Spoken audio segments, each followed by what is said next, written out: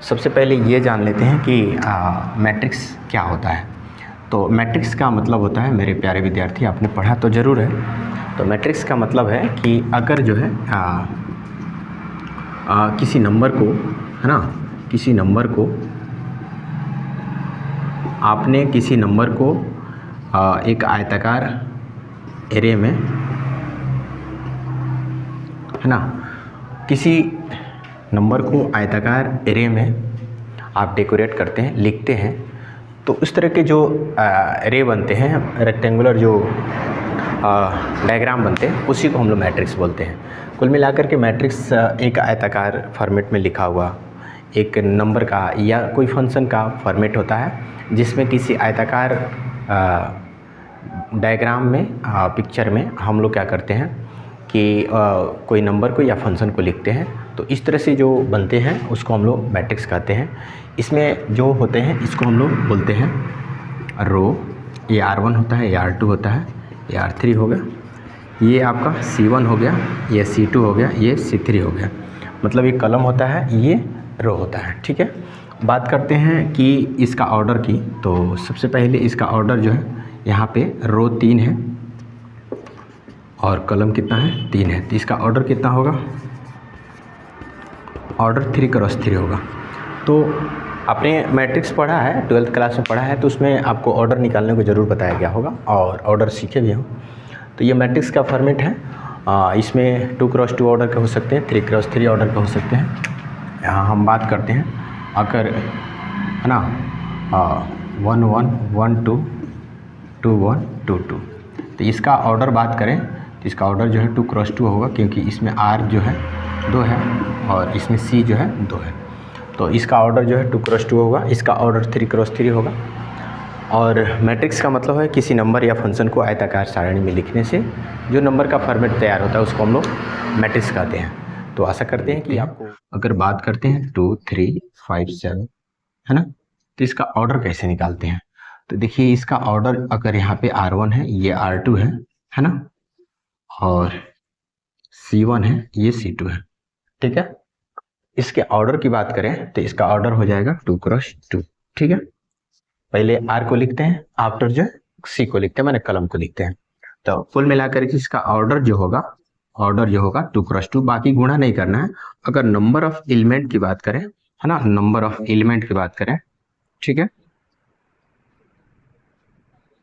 Number of element, तो 2 × 2 this is the 4। इसमें total element कितने होंगे, 4 होगा, और नंबर ऑफ टोटल जो है इसमें इसका ऑर्डर कितना होगा, 2 क्रॉस 2 होगा। तो ऐसे क्वेश्चन जरूर आपने किया होगा।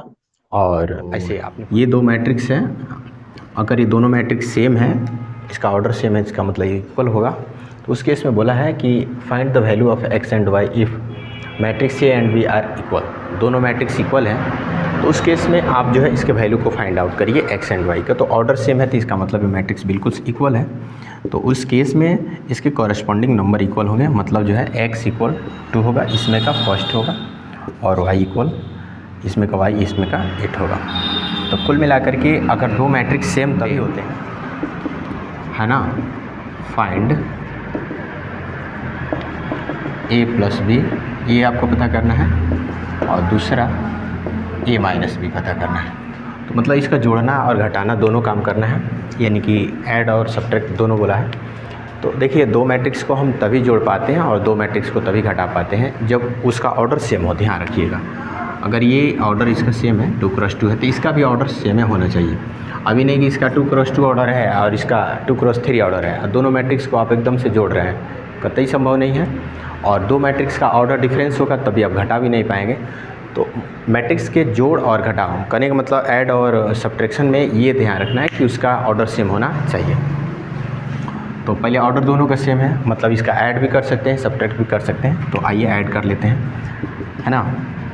मैट्रिक्स A + B, यानी A का मान 2 4 5 7 और प्लस B कर लेते हैं, B का वैल्यू 9 10 2 3। इसको ऐड करेंगे, तो ऐड करेंगे तो कितना होगा, इसका कॉरस्पॉन्डिंग ये होगा, तो 2 और 9 11 होगा, इसको ऐड करेंगे 14 होगा, इसको ऐड करेंगे 7, इसको ऐड करेंगे तो 10 होगा। इंटरेस्टिंग बात यह है कि दो मैट्रिक्स को आप ऐड करेंगे, दोनों का ऑर्डर सेम होगा, तो उसका रिजल्ट भी जिस ऑर्डर में मैट्रिक्स दिया होगा उसी ऑर्डर में आएगा। अगर इसका यहाँ पे ऑर्डर 2x2 ऑर्डर है तो इसका रिजल्ट भी देखिए 2x2 ऑर्डर।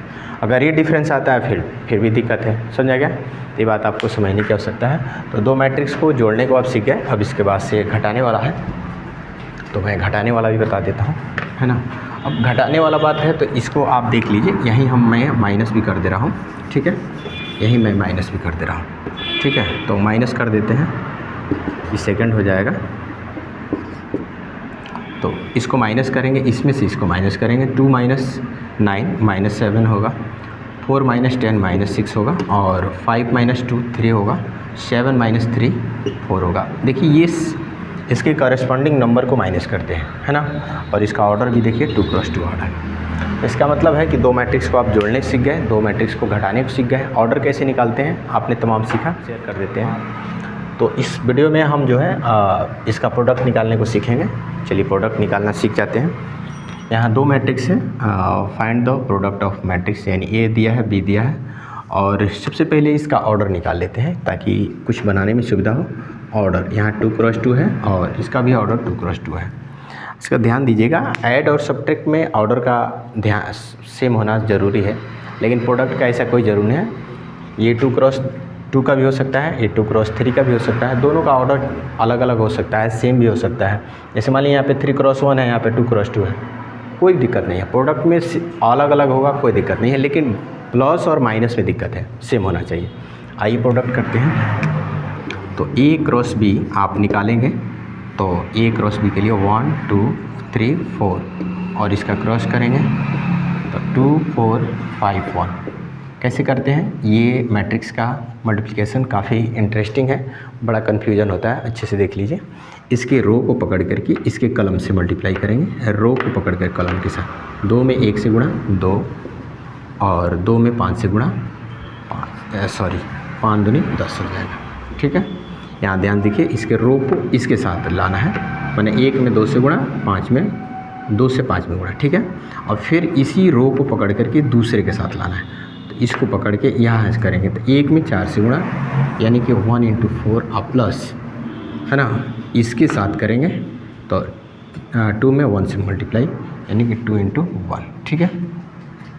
तो ये फर्स्ट वाला हो गया, ठीक है ना। मैट्रिक्स के प्रोडक्ट में थोड़ा सा पेशेंस रखना पड़ता है, भूलने वाला चीज़ होता है, इसलिए मैं अच्छे से बता रहा हूँ। इसको आप करिए, इसको इसके साथ करेंगे तो 3, और इसके ऊपर ले आके जब रखिएगा तो 3 इसको ढक लेगा, 4 इसको ढकेगा, तो 3 × 2 होगा।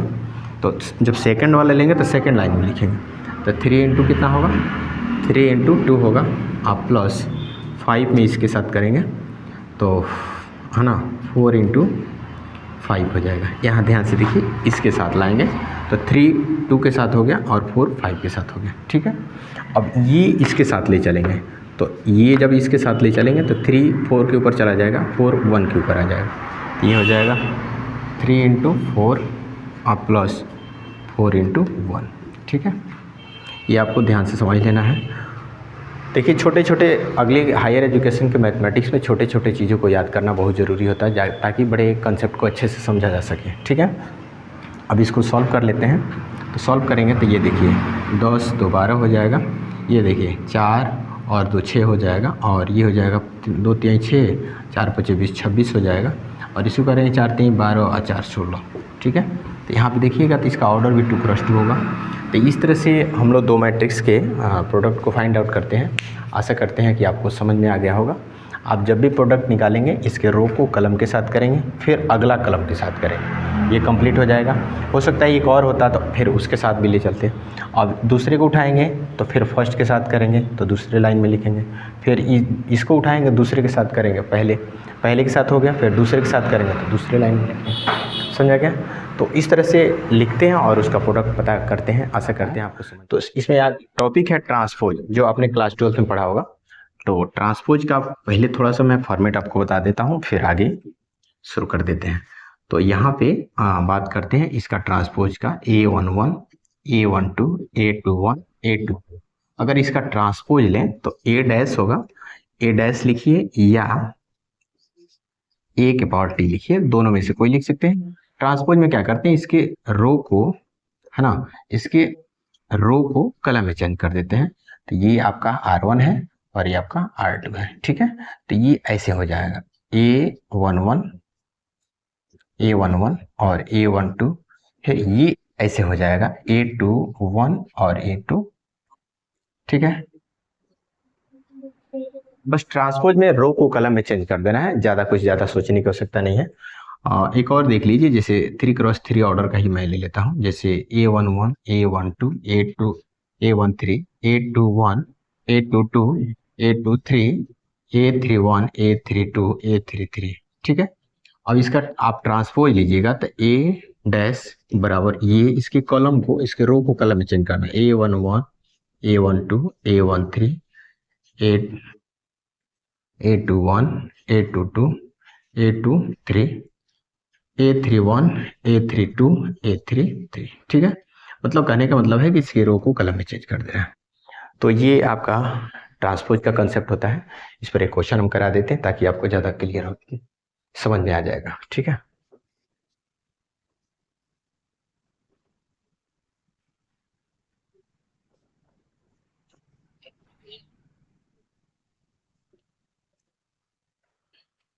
तो यहाँ पे ट्रांसपोज से जुड़ा हुआ मोस्ट इंपोर्टेंट क्वेश्चन, हाँ, जैसे मान लीजिए इसी का ट्रांसपोज लेना है, ठीक है, इसका ट्रांसपोज लेना है, तो A डैश बराबर क्या हो जाएगा, बस इसको करना क्या है, इसके रो को कॉलम में चेंज करना है, 3 7 5 9, ठीक है।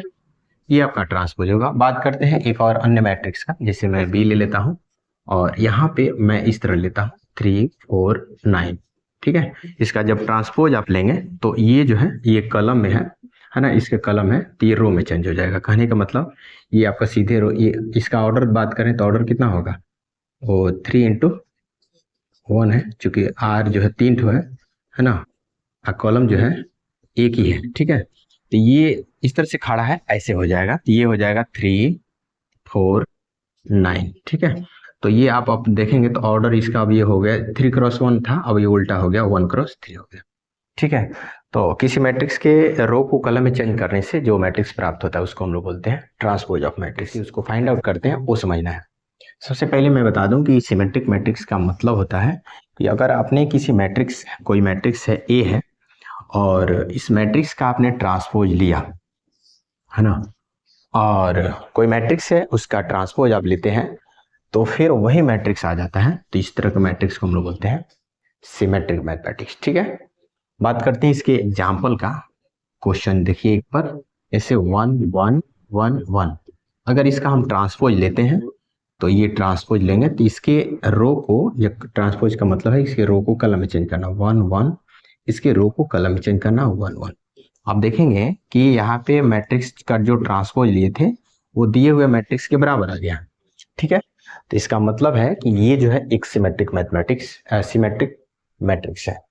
वीडियो कैसा लगा कमेंट करके बताइएगा। चैनल पर पहली बार है तो प्लीज़ सब्सक्राइब कर लीजिएगा। और भी कुछ ऐसे मैथमेटिक्स आप पढ़ना चाहते हैं, एक एसक्यू सिमेट्रिक होता है, वो अगर आपको जानकारी चाहिए तो कमेंट बॉक्स में बोलिएगा, मैं उसका जरूर जानकारी शेयर करूंगा। और बड़ी ही सिंपल है, 2 लाइन का ही आंसर है, तो आप कमेंट बॉक्स में जरूर अपना राय बताइएगा। चैनल पहली बार है तो सब्सक्राइब कर लेंगे, बेल आइकन प्रेस कर लेंगे। और ऐसे मैथमेटिक्स काम के जो BSc मैथमेटिक्स से जुड़ा हुआ हर तरह के कंसेप्ट को हम लेकर आते रहते हैं, तो प्लीज़ सब्सक्राइब जरूर करेंगे।